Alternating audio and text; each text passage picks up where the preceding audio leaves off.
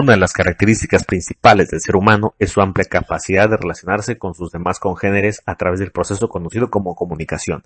Y si bien es cierto, hay muchos más seres que logran transmitir mensajes entre emisor-receptor, ninguno lo hace a través de tantos ni tan diversos medios como el humano.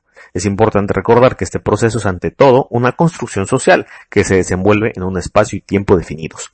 Es precisamente durante el primer trimestre del presente año 2020 que la humanidad comprendió la amplitud de su espacio gracias a la pandemia COVID-19 producida por un coronavirus que surgió a finales del año 2019 en la provincia china de Hubei. Los pormenores del crecimiento exponencial y los alcances infecciosos del virus, su desarrollo cronológico hasta nuestros días, son de sobra conocidos, por lo que presentaremos una aproximación básica a algunos conceptos que ilustrarán la importancia de las comunicaciones, la pandemia y el futuro de los Estados-nación. Las comunicaciones comprenden tanto el transporte como la transmisión de información, y tienen su escala a nivel internacional. Nosotros entendemos las comunicaciones internacionales como el conjunto de procesos sociales de comunicación que permiten y promueven los flujos de bienes, personas, capitales e información, mediante los cuales se define y construye un espacio global. Pero ¿qué es espacio? El fenómeno del espacio, que debe ser comprendido más allá de sus implicaciones geográficas, se produce y se reproduce a través de las interacciones sociales, tal cual lo establece Baringo Esquerra al desarrollar las teorías de Henri Lefebvre. El espacio es un producto social, producto de las determinadas relaciones de producción que se están dando en un momento dado, así como el resultado de la acumulación de un proceso histórico que se materializa en una determinada forma espacio-territorial. Los habitantes del espacio lo subjetivan con sus propias vivencias, convirtiéndolo en territorio, donde desarrollan múltiples relaciones, incluidas las de producción y las de poder. Pero el territorio es mucho más que un espacio de producción, se convierte en una mercancía en sí mismo, susceptible de división y apropiación privada. Dentro del espacio existen dos tipos de flujos, los de circulación que se refieren al transporte y las vías de comunicación, y los de comunicación que se refieren a la información y al uso del espacio radioeléctrico a través del cual se entregan los mensajes. Desde los años 70, el mundo se interconectó globalmente, suplantando los espacios nacionales capitalistas a través de dos procesos principales: la globalización, que permitió el establecimiento de la infraestructura necesaria para replicar los procesos productivos de explotación, y la mundialización, proceso social encaminado a la integración de las naciones en una sociedad mundial. La pandemia COVID-19 que surge en China a finales del año 2019 nos demostró que la globalización y la mundialización fueron un éxito, pues permitieron la dispersión del virus mundial en cuestión de semanas. La conectividad en los transportes fue esencial para este propósito. Aviones, barcos, trenes de alta velocidad permitieron la llegada de personas infectadas a los 5 continentes. Esto llevó al cierre de los sistemas de movilidad que integran tanto la circulación de bienes como de personas. Los grandes núcleos de población centralizados, las capitales, fueron las más afectadas, lo que se pudo ver en las regiones de Lombardía o las ciudades de Madrid y Nueva York. Precisamente es la concentración de grandes masas lo que hace dependiente y vulnerable las capitales.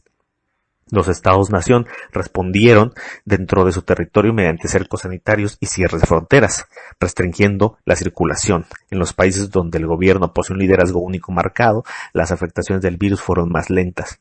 Prosiguió el cierre de espacios aéreos y fronteras con la consecución de otros problemas de índole económica, ya que se limitó la movilidad de personas y con ello se produjo el paro de las fuerzas productivas. Esto trajo una serie de choques a la demanda de insumos y una interrupción de la cadena de suministros en todo el planeta. Las decisiones políticas para contener la pandemia afectaron de forma directa la base de la infraestructura económica. El COVID-19 parece que logró lo que durante años buscó el capitalismo y que Claude Raffestein describe tan precisamente al hablar de marginalidad: rechazar hasta desaparecer al proletario dentro de su propio espacio singular, pues la víctima siempre es el obrero, pertenece y no a la colectividad, es indispensable para la producción y la centralidad moderna, pero al mismo tiempo debe ser rechazado, enviado a los márgenes y eventualmente debe desaparecer. Lo siguiente fue decretar encierros obligatorios para todas las personas que no llevaran a cabo actividades productivas esenciales. En este caso, aumentaron la comunicación. Escaló el tráfico en los sistemas informáticos al trasladar la fuerza productiva, servicios, escuelas, gobierno, a las redes. Así la circulación humana se restringe, pero la comunicación aumenta. El problema de trasladar nuestra vida entera a las redes de comunicación lo señala el mismo Raffestein. Y es que controlar las redes es controlar a los hombres y es imponerles un orden nuevo que sustituirá al viejo. El Estado manifiesta su poder y los habitantes su obediencia, pues mantenerse recluido por recomendación no es inclusive deseable, pues nunca se presentó una situación similar en la historia mundial.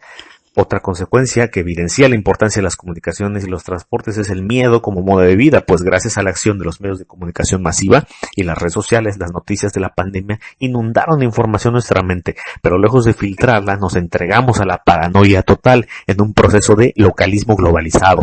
Este proceso lo han vivido los norteamericanos durante la guerra contra el terrorismo de Ronald Reagan en los 80, la guerra contra el terrorismo 2.0 de George Walker Bush a principios del siglo XXI y la pandemia de influenza en 2009, por lo que se aprecia en este lugar las sociedades de consumo que se entregan a estos procesos suelen vaciar estanterías y construir búnkeres debajo de la tierra por si las dudas.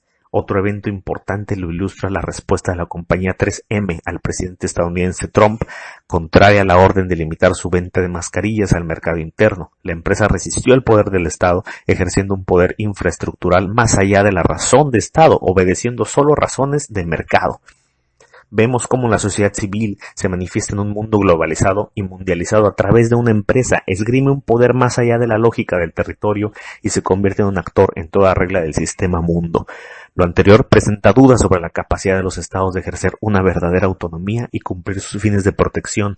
En este caso de tener una pandemia, y además se niega la posibilidad a la sociedad civil de participar en su propia seguridad. ¿Cuánto tiempo el uso del poder despótico se mantendrá vigente hasta que dé muestras de agotamiento?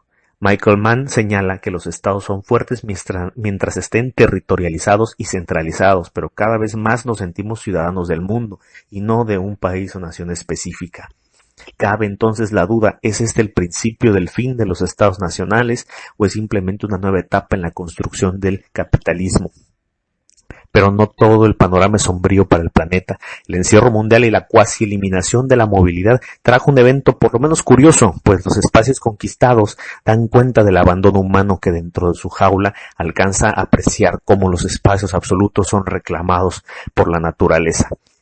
Hablar de los transportes y comunicaciones en el mundo actual permite darnos cuenta de la fragilidad de los sistemas que hemos construido, y esta fragilidad no solo tiene que ver con el espacio como proceso de construcción, tiene que ver sobre todo con el poder y el control, porque la construcción del espacio deriva de la potencialidad de los actores para modificarlo a su entera disposición. Los humanos como seres sociales nos comportamos de formas similares a una célula neuronal dentro de nuestro cerebro que rellena su propio espacio con interacciones entre las sinapsis, interactuando con otras células. Estamos predispuestos a la comunicación, ya sea a través del movimiento físico, mediante el transporte o por medio de la transmisión de la información. Si como Rafferstein lo señala, las aldeas eran la base del modelo de producción asiático, el feudo lo era en el feudalismo, la ciudad-estado y después los estados nacionales en el capitalismo. ¿Recuperaremos algún día la normalidad o por el contrario estamos ante la modificación de nuestro modo de producción? O quizás es nuestro espacio, ahora global, el que se verá nuevamente modificado por el capitalismo para ajustar las fuerzas productivas y la vida humana a sus necesidades.